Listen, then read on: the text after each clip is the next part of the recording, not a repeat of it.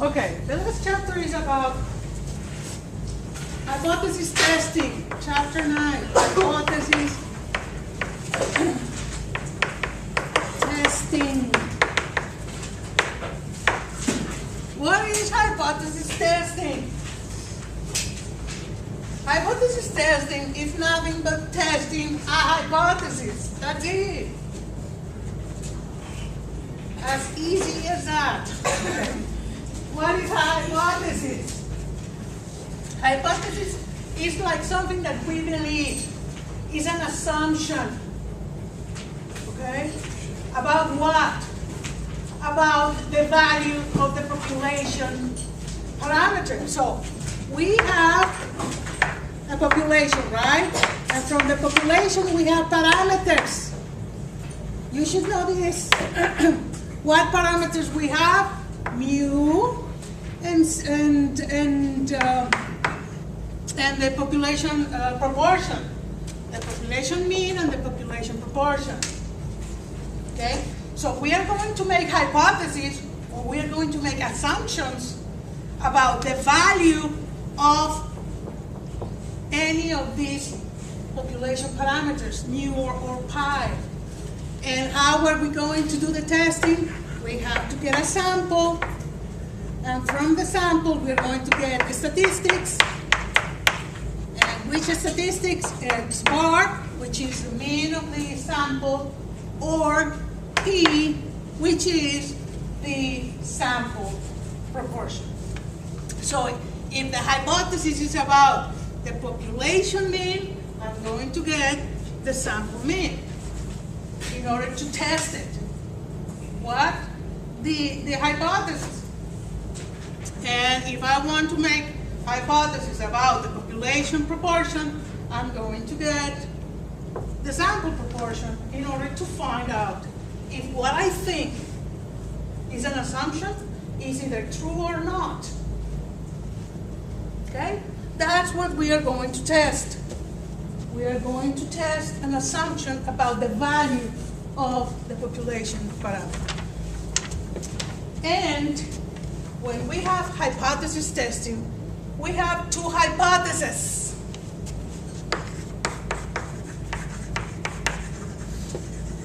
Hypothesis. Hypothesis is plural, hypothesis is singular. We have two hypotheses. The null hypothesis and the alternative hypothesis.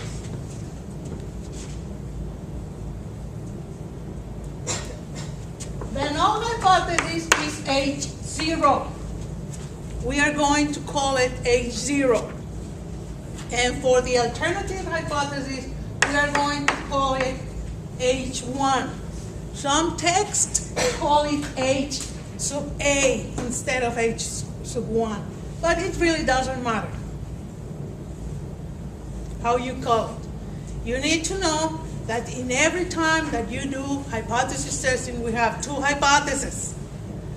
The null hypothesis, H0, and the alternative hypothesis, H1, which are completely opposite from each other. Opposite from each other. So, what I'm saying is, if my null hypothesis says that mu is equal to 3, what would be the alternative hypothesis in this? Not equal to 3, right? It's completely the opposite. So if my null hypothesis is mu equal to 3, my alternative hypothesis has to be mu is not equal to 3. Completely different. So, if my null hypothesis says that the mu is less or equal than 3, what would be my alternative hypothesis, H1?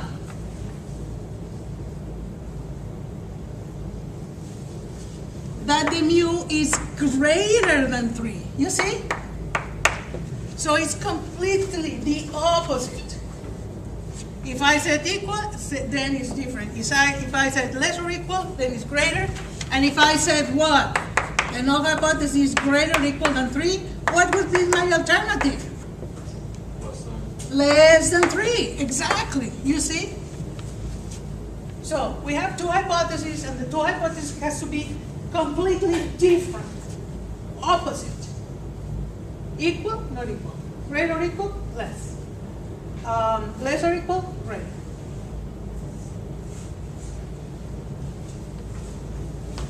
Okay? Now, always, and always, and always, always, always, the null hypothesis has to have an equal sign. Always. The null hypothesis has to have an equal, or greater equal, or less or equal. But the equal has to be in the null hypothesis. Always, always, always.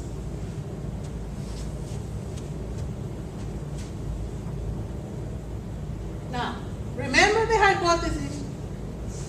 Hypothesis testing is about the value of my parameter.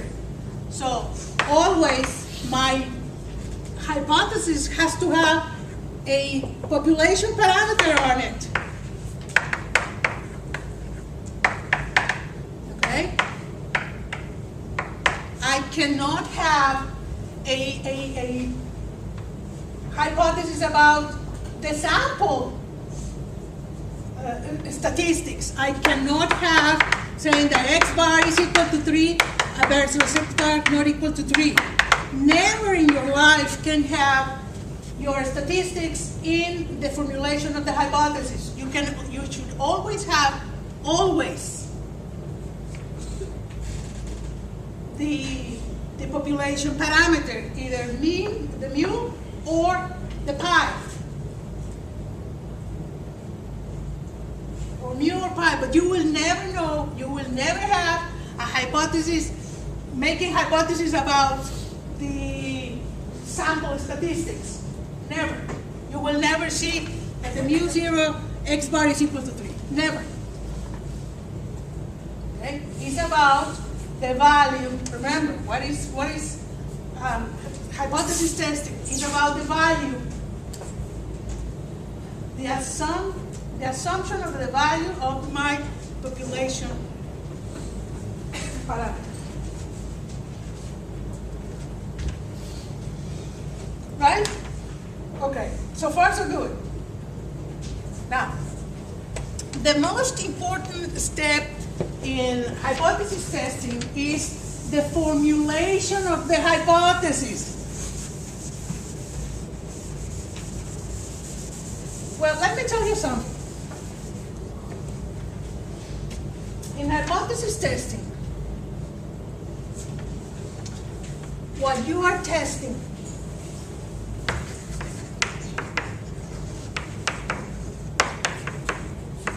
is the null hypothesis. Okay? But what you want to prove is the alternative hypothesis. So you're testing the null hypothesis, but what you want to prove is your alternative hypothesis.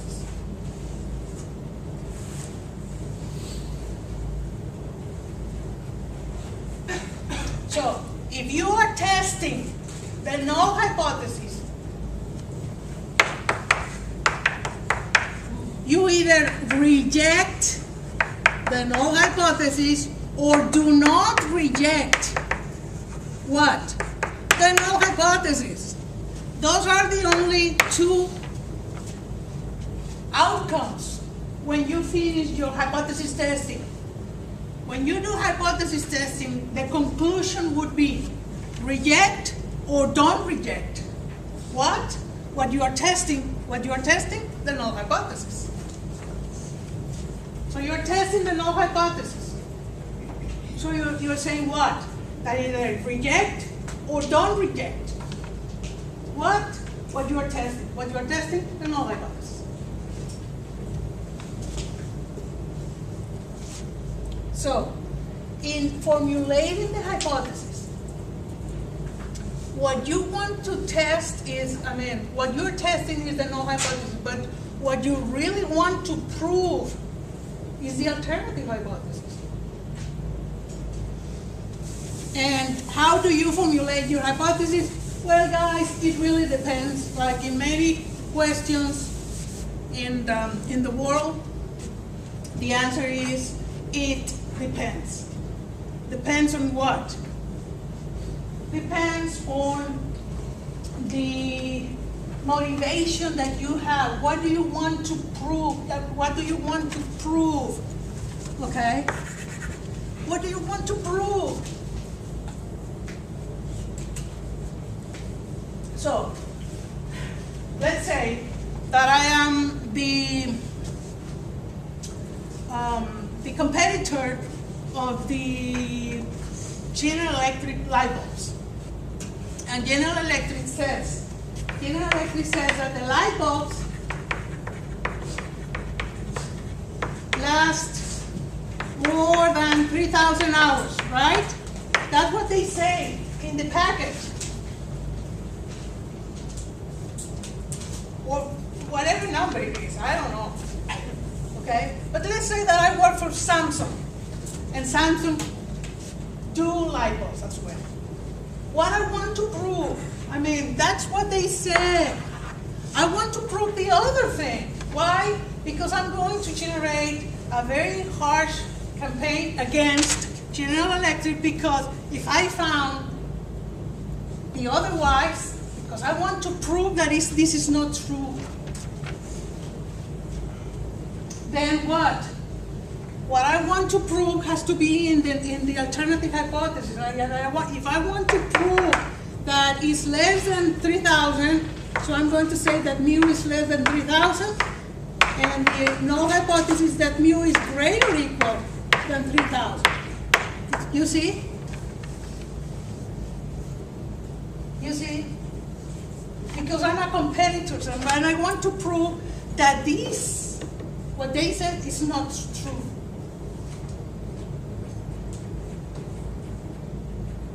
Okay. But what if I'm a General Electric employee,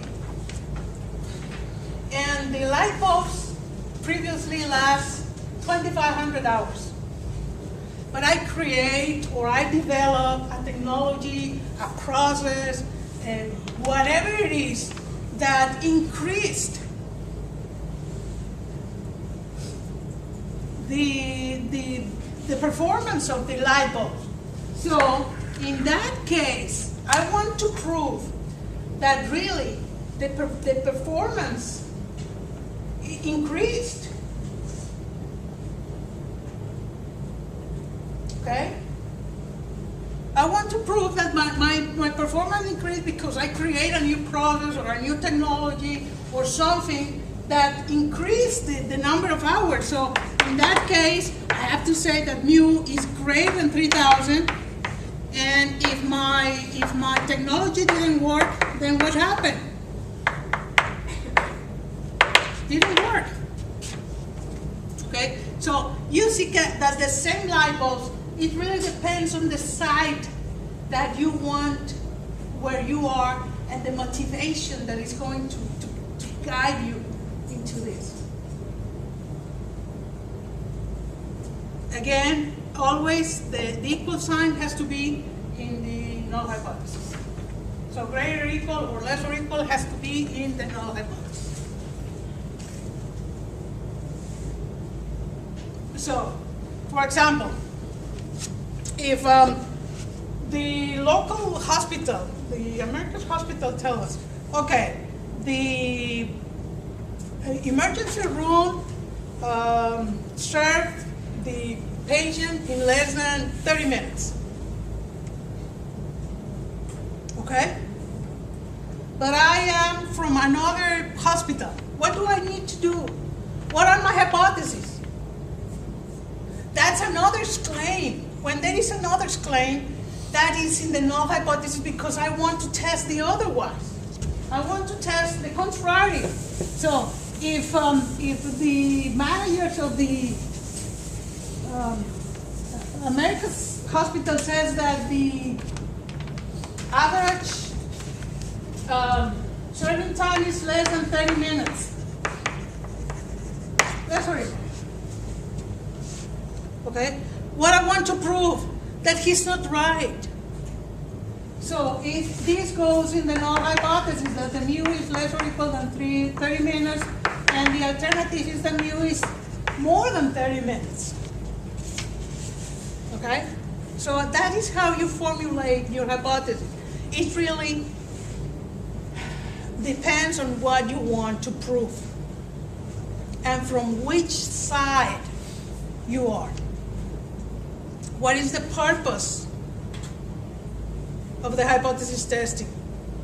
Guys, this is very important. If you don't understand this concept, you won't be able to formulate the hypothesis. So, in hypothesis testing, what you are testing is a null hypothesis. But what you want to prove is the alternative hypothesis. Why? Remember what are the outcomes for hypothesis testing? The outcomes are either reject the null hypothesis or do not reject. What we are testing? The null hypothesis. Now, in this case, guys, and this is like tricky. It's tricky, but it's the way it is. We either reject or don't reject. We don't say accept. We don't say accept the null hypothesis. We simply say do not reject. And when we do not reject, we would have no evidence, not statistical evidence of anything. So have you heard about that in the real life? We have no conclusive evidence. Remember, have you heard that in anything? Let's say that you are doing a ADN or DNA test, and the test said we have no conclusive evidence. So it means what? They do not reject. So they don't have evidence. Only when they reject the null hypothesis, when we reject the null hypothesis, we have evidence that supports the alternative hypothesis. Only when we reject the null hypothesis, we have evidence to support the alternative hypothesis. And that is why it's so important when you formulate the hypothesis. The hypothesis, the alternative hypothesis is what you want to prove. And you're going to prove it only if you reject the null.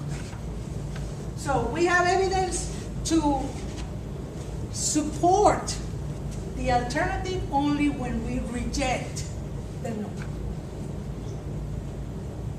I mean, it's tricky, but think about it. When we do not reject the null hypothesis, we have inconclusive evidence. We don't have any evidence that supports anything. Neither the null, neither the alternative. Okay? You see?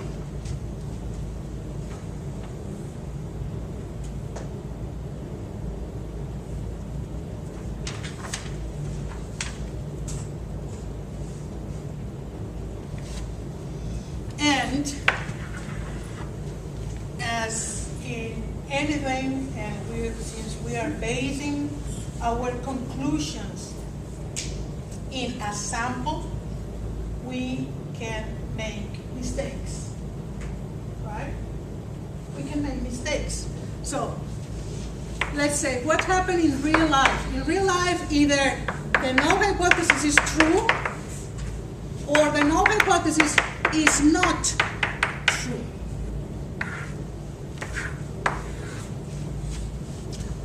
happens when we make hypothesis testing?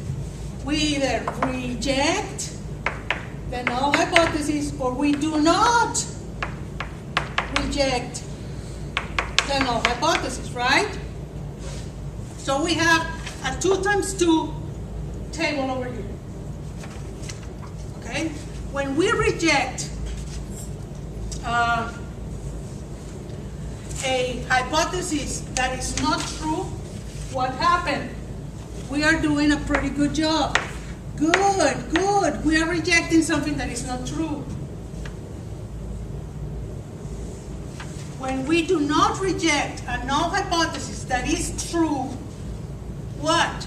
We are doing a pretty good job. But what happens when we reject a null hypothesis that is true? We have an error.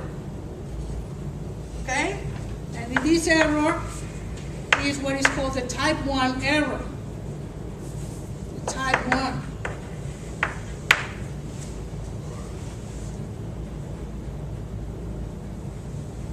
Okay? What happens when we do not reject a hypothesis that is not true? We have the type 2 error. Okay? So we have type 1 and type 2 errors.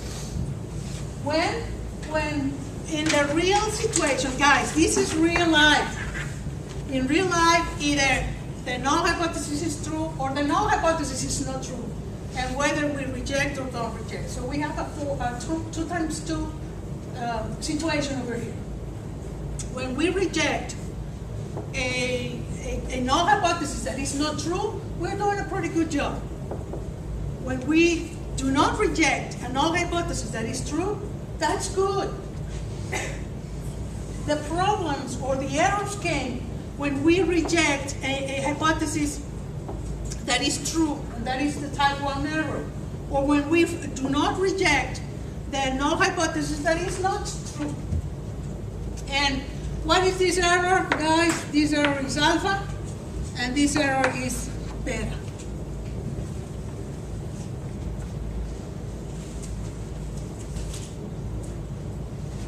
Okay? This error is alpha, and this error is beta. It's the size of the error. Now, what is the relationship between these two errors? Guys, alpha is the same alpha that we have used in the past. That's the significant level. Remember alpha divided by 2 when we're dealing with confidence interval and so on? Well, this is alpha. We established alpha. We set it at the beginning. What happened with beta? Well, beta is not under our control. It may be, when I increase alpha, I decrease beta. When I decrease alpha, I increase beta. So they move in opposite directions. If I increase alpha, I decrease beta. If I decrease alpha, I increase beta. Okay? And one of the best ways to reduce beta without increasing alpha is by increasing the sample size, for example. If you set alpha and then you want to decrease beta, you need to increase the sample size. So the best way to decrease beta without moving alpha is by increasing the sample size. Anyways, okay. Now, my question here is, which of the error is worst? Which is the most painful error that you can make? Which one? Is alpha, is rejecting a null hypothesis that is true, or do not rejecting a null hypothesis that is not true? What is the worst error here? What is the more dangerous error to commit? Alpha or beta? Alpha or beta? Well, as in anything, guys, or as in many questions in the real world, it really depends. it really depends on the situation. For example, let's say that I have a guy that is either innocent in a court or guilty. Okay? Page 1. In this case, guys, if I reject my null hypothesis, okay, being that he's innocent, this is what? This is the error type 1. This is alpha. If I commit the error type 1, this guy is going to be life sentence in a prison, or he's going to be in the electric chair, which we don't use electric chair anymore, but he might be facing death sentence. So, guys, alpha is a pretty bad error in here. It's a very dangerous error to kill a man that, what? That it was innocent. So in this case, my alpha would be very, very painful or very dangerous to have, right? What happened, for example, in another situation when we have children vaccines and the null hypothesis that said that it's a good lot against it's not good. We have children vaccine that is going to be, given to the healthcare centers and is going to be submitted or injected to our children. Okay? And the null hypothesis said that they are good, or the alternative hypothesis saying that they are not good. In this case, beta, do not reject a bad lot of vaccines would be very catastrophic. Really? If we do not reject a bad set of vaccines for our children, my beta, my type 2 error beta, is going to be catastrophic. I don't want to have that one. So in this case, beta is the worst error. So you see, it really depends on the situation. Which error is worst? So when we know which error is worst, we set my alpha. In this case, my alpha should be very, very small error. I shouldn't commit that error at all. So in this case, my alpha should be very small. But in this case, my alpha should be very high because my beta wants to be very low. So, and again, remember, in order to reduce beta, we have to increase alpha or increase the sample size. Okay? So it really depends. Again, which of the errors is worst? It really depends on the situation. So in each one of these situations, we have where alpha is more critical or beta is more critical. Right?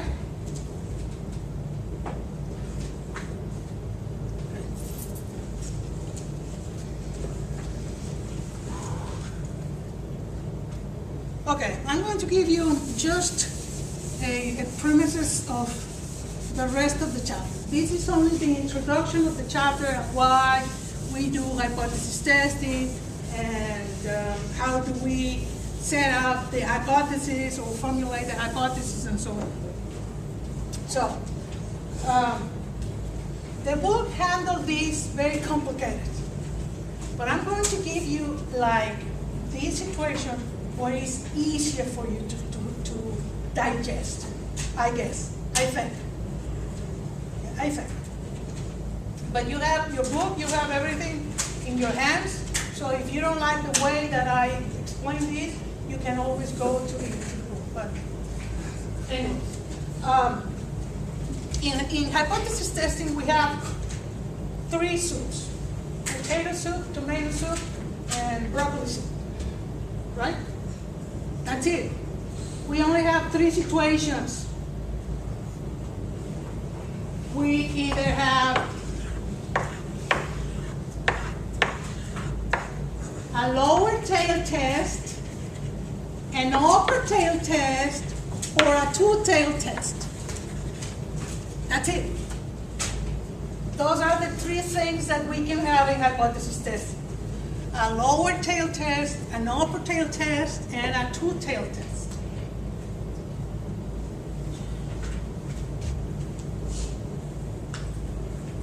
And what is alpha? Alpha is the shaded area. This is alpha. This is alpha. And of course, this is alpha divided by 2 and alpha divided by 2. What is alpha? The type 1 error. You see how you establish your alpha? You don't establish beta, but you establish at the beginning your alpha. You establish your significance level in the test, and that is alpha. And that is the type 1 error. In one-tail test, either upper or lower, your alpha goes to the one of the sides. The whole stuff, the whole enchilada goes to one of the sides, either right or left. In the two tails, you have to divide your alpha in 2. That's it. Okay.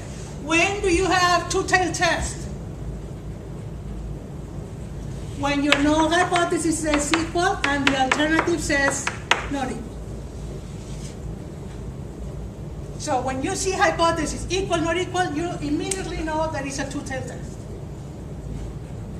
What about this one? When your null hypothesis is less or equal and the alternative hypothesis says greater. And when you have the lower tail test, when your null hypothesis says greater or equal and the alternative says less. That's it. So if you immediately see greater or equal in the null and less in an alternative, you immediately should understand or should know that we are dealing with a lower tail test. Lower tail test. If you see less or equal in the alternative, in the null and greater in the alternative, you immediately should know what? That is an upper tail test. And if you see an equal sign in the null and not equal in the alternative, you immediately, guys, and this is something that you have to dream about. You immediately know that you are dealing with a two-tail test, and in a two-tail test, you divide your alpha in 2.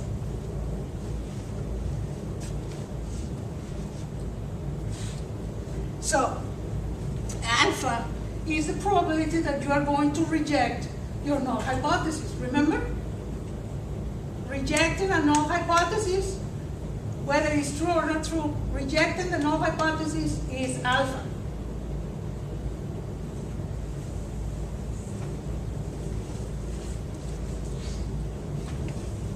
Any questions? Is it too much?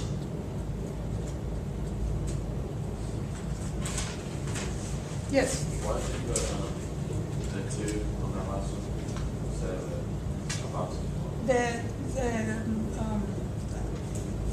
Alpha divided by 2? Or what? Because Oh, sorry. it's alpha divided by 2. It's the significant level divided by 2. It looked like it. No, it's alpha. It's alpha. This is alpha, this is alpha, and this is alpha divided by 2. Okay? Why? Because since we are dealing with a two-tail test, my alpha has to be divided by 2. Okay? And that's it. I mean, if you understand this concept, the rest of the chapter is like easy. Like pretty easy. I'm going to stop right here.